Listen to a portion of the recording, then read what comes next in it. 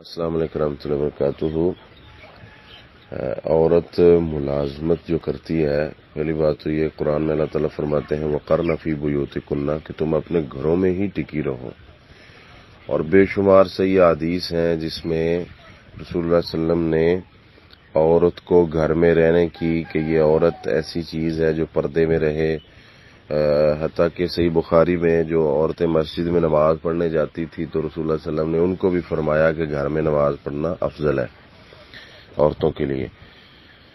تو بہت ساری ایسی احادیث ہیں جن میں عورت کو گھر رہنے کی تلقین کی گئی ہے، اور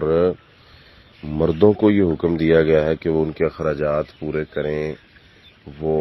عائز ماں ہے یا بہن ہے یا بیوی ہے یا بیٹی ہے، کوئی بھی ہے۔ تو اگر کسی صورت میں بامر مجبوری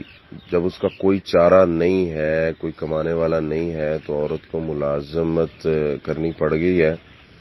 تو پھر وہ شرعی اصولوں کو مد نظر رکھتے ہوئے کرے گی۔ مثال کے طور پہ جس جگہ پہ ملازمت کر رہی ہے پردے کا پورا اہتمام ہو، صرف عورتیں ہی ہوں جن کے اندر وہ کرے، کسی سے ایسی بات نہ کرے، غیر محرم سے کوئی فتنہ نہ ہو، کوئی بھی شریعت کی خلاف ورزی نہ ہو تو پھر جائز ہے۔ وگرنہ عورت کے لیے اگر وہ اپنا ایمان بچانا چاہتی ہے اور جنت لینا چاہتی ہے تو گھر میں رہنا اور یہی اس کے لیے اچھا ہے۔ اللہ تعالیٰ جن بہنوں کی یہ مجبوری ہے اللہ تعالیٰ کسی طریقے سے حل فرمائے تاکہ وہ اپنا ایمان بچا سکیں اور اپنے گھروں میں رہ سکیں۔